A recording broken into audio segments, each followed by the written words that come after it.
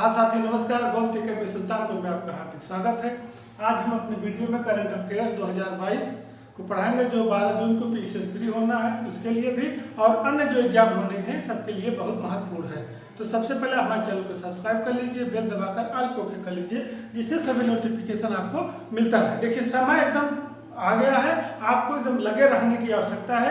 आप अपनी स्ट्रेटजी बनाकर और लगन से अपनी पढ़ाई करिए। जो भी एग्जाम देना चाह रहे हो, कोई एग्जाम छोटा बड़ा नहीं होता, हर एग्जाम को पास करने के लिए आपको कड़ी मेहनत करनी होती है। बिना कड़ी मेहनत के कोई परीक्षा आप पास नहीं कर सकते हैं, चाहे आपका टीजीटी हो, पीजीटी हो, एलटी हो, पीसीएस हो और आईएएस का ही पेपर क्यों ना। लेकिन जब तक या एक छोटा सा आप लेखपाल का पेपर ले लीजिए या किसी एग्जाम को आप छोटा नहीं कर सकते। आईएएस पीसीएस या ये सब तो जैसे कहते हैं बहुत बड़ा एग्जाम हो गया है, लेकिन जो छोटा एग्जाम है आप किसी एग्जाम को छोटा कह ही नहीं सकते। हर जगह भीड़ है, पढ़ने वाले लड़के हैं और ज़्यादातर लड़के हर जगह वही रन कर रहे हैं। तो आपको एकदम इंडिविजुअली रूप से एकदम व्यक्तिगत जुड़कर खूब अच्छे से एकदम जुट जाइए, जिसको कहते हैं खूब जम के आप अपना काम करिए तभी कर पाएंगे। देखिए आप जो है कि कहीं से भी आप पढ़ रहे हैं, हमसे भी पढ़ रहे हैं, किसी और से पढ़ रहे हैं, बुक से पढ़ रहे हैं, लेकिन ये पूरी मेहनत से आप पढ़िए। पीसीएस का पेपर देना है, 12 जून को होना है, बहुत दिन अब नहीं बचे, जितना बचा है उतना भी कम नहीं है। एकदम आप डेली करंट पढ़ते रहिए, अपना प्रैक्टिस करते रहिए और आपके पास जो जीएस के माध्यम है उसको पढ़ते रहिए। आप लगे रहते हैं अभी तो 12 जून अब भी आपके पास पर्याप्त समय है। अभी आपका इधर 10 दिन लगभग अप्रैल में है, पूरा मई है, 10 दिन 1.5 महीने का लगभग समय आप बहुत अच्छे से कर सकते हैं। 10 दिन जून में, 10 दिन 20 दिन हो गया, 30 दिन उसमें, अभी आपके पास 50 दिन का समय है। 50 दिन का समय जो है आपके लिए कम नहीं है। 50 दिन का 50 दिन का समय है। 50 दिन के समय में आप बहुत अच्छे से काम कर सकते हैं।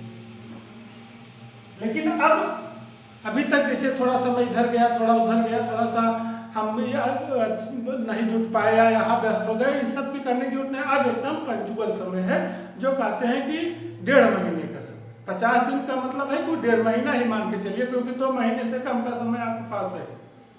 तो 2 महीने से कम का समय जैसे 50 दिन मतलब 1.5 महीने के औसत है। आप ये मान चलिए कि हमको जो है 1.5 महीना एकदम वही समय होता है कि हमको पार करने वाली बात होती है। अब आप क्या पढ़े हैं, क्या नहीं पढ़े हैं, या पता लगा कि हम किसी विषय के बहुत बड़े विशेषज्ञ हो गए, कुछ विषय हमारा अछूता है, तो इसका कोई मतलब नहीं। आपको एकदम इंडिविजुअली अपने हर विषय पे, चाहे आपका हिस्ट्री हो, ज्योग्राफी हो, पॉलिटी हो या इकोनॉमिक्स हो, राजव्यवस्था हो, पर्यावरण हो, साइंस हो, यूपी हो, जनगणना हो, करेंट हो, हर चीज को फोकस करके चलना है। तभी आप 50 दिन में या मई लास्ट तक आप पार पाएंगे। उधर 10 दिन में आपका इधर उधर एक आध दिन पता लगा करंट कुछ छूटा है या जीएस में कुछ छूटा है, सीसेट में भी कुछ देखना चाह रहे हैं, तो थोड़ा समय कम रहेगा। तो आप जो है आप हमारे चैनल जुड़े रहिए। हम आपको देखिए करंट का काम हमारा शुरू हो गया, अब आपको पीसीएस तक लगभग हम 1000 प्रश्न देंगे छोटा छोटा करके। जैसे आप इसमें 9 प्रश्न हैं, टोटल 9 प्रश्न है, तो मान चलिए कि 20 प्रश्न का काम आपका कर रहे हैं। इसी तरह प्रश्न बनेंगे। अब हम कल से आपको इंडिविजुअल पुरस्कार हम आपको पूरा कराएंगे। जैसे पद्म विभूषण, पद्म भूषण, पद्मश्री दे दिए थे, उसी तरह आपका खेल से संबंधित नोबल या अन्य जो पुरस्कार है उससे कैसे प्रश्न बन सकते हैं, उसको भी कुछ महत्वपूर्ण रचनाएं भी देंगे, या महत्वपूर्ण जो नियुक्तियां हुई हैं या राष्ट्रीय घटनाक्रम है खेल से संबंधित है उसको भी देंगे। और इस तरह मिला जुला तो इंडिविजुअल पढ़े रहेंगे और इस तरह मिला जुला प्रश्न इसी तरह आता है। जैसे सैन्य अभ्यास का है तो हम एक वीडियो बना रहे हैं, 10-12 जो सैन्य अभ्यास हैं और कहाँ हो रहे हैं उसको हम वीडियो दे देंगे, आप वहीं इकट्ठे देख लेंगे। लेकिन प्रश्न ऐसे आता है, पेपर आप देने बैठे, पता लगा एक सैन्य अभ्यास पूछ लिया, एक टाइगर रिजर्व पूछ लिया, एक दिवस से पूछ लिया, एक ऑपरेशन पूछ लिया, एक पुरस्कार से, बुक से या कोई साइंस टेक से, तो प्रश्न इसी तरह बनते हैं।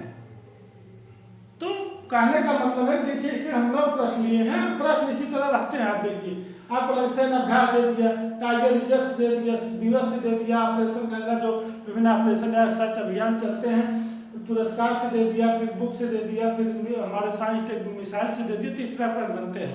तो आप एकदम करंट का तो डेली आप डेली जो है आप पढ़िए, घंटा आधा घंटा जो मिले अभी आप डेली पढ़ते रहिए, जीएस खींचते रहिए। जैसे जैसे आपका जीएस का पोर्शन खत्म होता जाए करंट और बढ़ाते जाएंगे, अंतिम में जिससे आपका जीएस एक राउंड देखने के लिए बचा रहे, तैयारी आपकी मई लास्ट तक कंप्लीट हो जाए, जिससे उधर 10 दिन आपका जो बचे हुए हैं करंट पर स्पेशली फोकस करिए।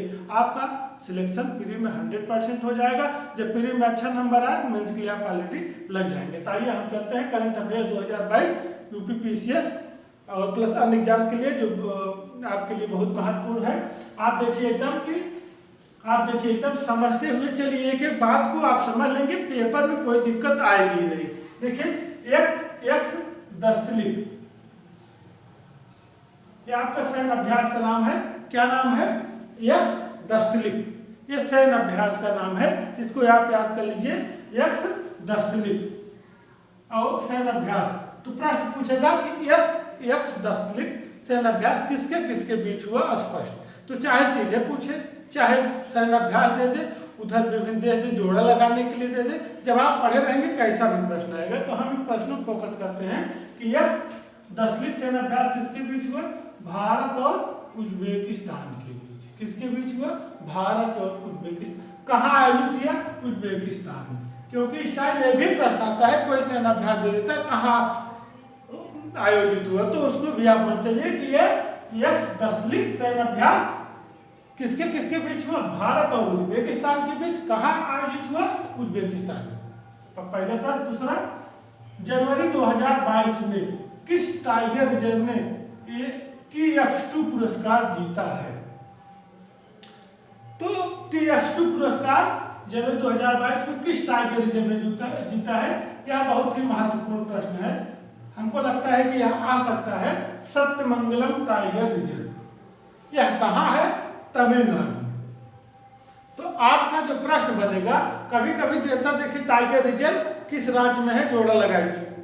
तो एक दो लगाने पे कभी कभी एक से कभी कभी दो से, रेयर किस पर 3 क्लियर होता है। पीसेस पेपर है तो सत्यमंगलम, आपका ये भी एक प्रश्न तैयार होता है। सत्यमंगलम टाइगर रिजर्व कहाँ है?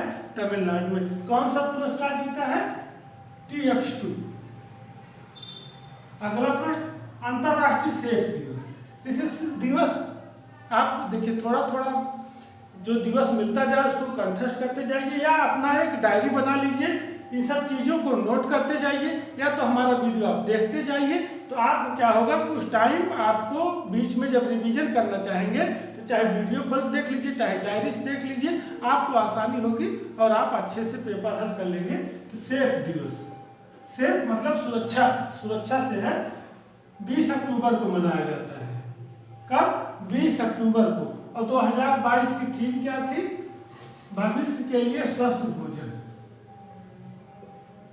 भविष्य के लिए स्वस्थ भोजन। तो यह प्रश्न जो है आप ये समझिए कि इस तरह प्रश्न बनता है कि सेफ दिवस की थीम क्या थी, कब मनाया जाता है, आपका यहाँ से काम हो जाएगा। अगला प्रश्न, ऑपरेशन गंगा। देखिए बहुत ही महत्वपूर्ण क्वेश्चन है, बहुत ही महत्वपूर्ण क्वेश्चन है, करंट में आ सकता है। यूपीपीसीएस में आज कोई एग्जाम होना, करंट का प्रश्न जहाँ आ रहा है जीएस का, वहाँ जरूर कहीं कहीं आपको मिलेगा। तो युद्धग्रस्त यूक्रेन से, अभी देखिए यूक्रेन में युद्ध स्थिति आप जान ही रहे, बताने की जरूरत नहीं है। वहाँ युद्धग्रस्त यूक्रेन से वहाँ रह रहे भारतीय विशेष रूप से मेडिकल छात्रों को सकुशल भारत वापस लाने के लिए, तो भारतीय वायुसेना का, किसका? ये भारतीय वायुसेना का अभियान है। भारतीय वायुसेना, किसका? भारतीय वायुसेना का अभियान है कि जो यूक्रेन में युद्ध हो रहा है, तो वहाँ जो फंसे हुए भारतीय हैं, स्पेशली जो मेडिकल के छात्र थे, जो यहाँ मेडिकल के बहुत छात्र वहाँ पढ़ाई कर रहे थे, उनको सकुशल भारत वापस लाने के लिए भारत सरकार द्वारा जो अभियान चलाया जा रहा था उसका नाम था ऑपरेशन गंगा। तो अब यह प्रश्न जो बनेगा कि ऑपरेशन गंगा क्या है, तो जो विकल्प रहेगा कि यूक्रेन से भारतीयों को वापस लाने के लिए, मेडिकल छात्रों को वापस लाने के लिए, या भारतीय वायुसेना द्वारा वहाँ के भारतीयों को वापस, यूक्रेन से भारतीयों को वापस लाने के लिए, जो भी प्रश्न बनेगा आप स्पष्ट हो लेंगे कि ऑपरेशन गंगा की युद्धग्रस्त यूक्रेन में फंसे हुए भारतीयों, स्पेशली मेडिकल के छात्रों को वापस लेने के लिए भारतीय वायुसेना का यह स्पेशली अभियान है। अगला देखिए पुरस्कार, देखिए हमने आपको पद्म पुरस्कार के विषय में बताया है और पुरस्कार का इंडिविजुअल वीडियो भी 1-2 दिन में हम आपको देंगे। तब तक ये आर्किटेक्चर क्षेत्र का प्रित्जर का पुरस्कार किसे प्रदान किया गया? डी फ्रांसिस केरे। डी फ्रांसिस केरे कहाँ के हैं? बुर्किना फासो के। अब आपका प्रश्न आप समझिए, कभी कभी देखा कि प्रित्जर पुरस्कार 2022 किस क्षेत्र में दिया जाता है? आर्किटेक्चर के क्षेत्र। तो आदमी पता लगा उस टाइम पढ़ाई कर रहा है, सीधे आर्किटेक्चर क्षेत्र का प्रित्जर पुरस्कार दिया गया डी फ्रांसिस केरे। अब वहां प्रश्न पूछ लिया कि किसको दिया जाता है, तो मामला आपका बिगड़ गया कि किस क्षेत्र में दिया जाता है। आप आर्किटेक्चर नहीं जो है कि फोकस करके गए हैं तो आपको परीक्षा में समस्या हो सकती है। तो प्रित्जर पुरस्कार जो है वह आर्किटेक्चर क्षेत्र में दिया जाता है और किसको दिया गया? डी फ्रांसिस केरे के। ये कहाँ के हैं? बुर्किना फासो के। कभी कभी ऐसे भी प्रश्न बन जाते हैं कि आर्किटेक्चर क्षेत्र में दिया जाने वाला प्रित्जर पुरस्कार 2022 डी फ्रांसिस केरे को दिया गया। ये कहाँ के निवासी है या इनका जो मतलब कहाँ के हैं, इस तरह का प्रश्न बनता है। तो बुर्किना फासो के, इसको भी आप फोकस करिए कि आर्किटेक्चर क्षेत्र का है, प्रित्जर पुरस्कार है, किसको दिया गया? डी फ्रांसिस केरे को। कहाँ के हैं? बुर्किना फासो के।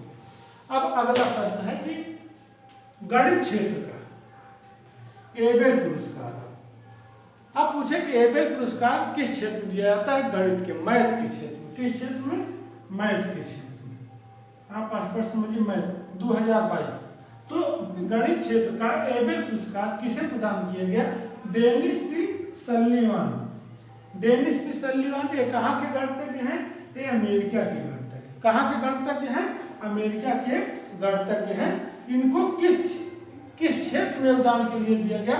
टोपोलॉजी। किस क्षेत्र में? टोपोलॉजी क्षेत्र में योगदान के लिए दिया गया। तो कहने का मतलब है कि गणित क्षेत्र का एबेल पुरस्कार 2022 किसे दिया गया? डेनिस पी सल्लिवान को। कहाँ के गणितज्ञ हैं? अमेरिका के। किस क्षेत्र में योगदान देने के लिए? टोपोलॉजी के। अब कहने का मतलब है कि जो प्रश्न यहाँ से आपका बनेगा एबेल पुरस्कार से, आप स्पष्ट कर लेंगे। अगर बनता है एबेल पुरस्कार किस क्षेत्र में दिया जाता है? गणित के क्षेत्र में।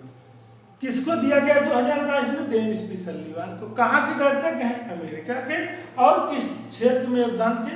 उनका क्षेत्र गणित में जो योगदान रहा टोपोलॉजी के। तो कहने का मतलब है 5 चीजें आपको याद होनी चाहिए। पता लगा आप आए, पहले से नहीं ध्यान दिए, एबेल पुरस्कार, डेनिस पी सल्लिवान, 2 चीज पढ़ के चले गए। ये कहाँ के हैं, किसमें योगदान किए, और जो है कि ये गणित के क्षेत्र का ही नहीं फोकस कर गए, मामला फंस सकता है।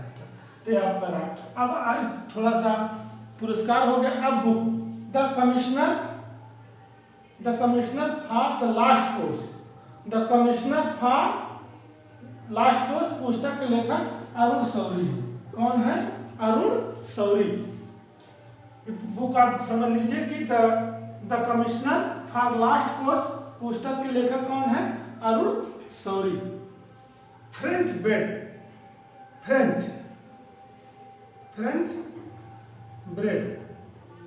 पुस्तक के लेखक कौन है? Anne Tyler. कौन है? Anne Tyler. तो कहने का मतलब है कि फ्रेंच ब्रेड पुस्तक के लेखक एनी टाइलर। अब पूछे the commissioner for lost causes, the commissioner for lost causes पुस्तक के लेखक Arun Shourie, the French bread पुस्तक के लेखक एनी टाइलर। तो ये दोनों चीज भी आपकी परीक्षा के दृष्टिकोण से महत्वपूर्ण है, क्योंकि करंट से रिलेटेड है। और अगला बहुत ही महत्वपूर्ण प्रश्न है, भारत की ब्रह्मोस मिसाइल खरीदने वाला पहला देश कौन सा है? फिलीपींस। भारत की ब्रह्मोस मिसाइल खरीदने वाला पहला देश कौन सा है? फिलीपींस।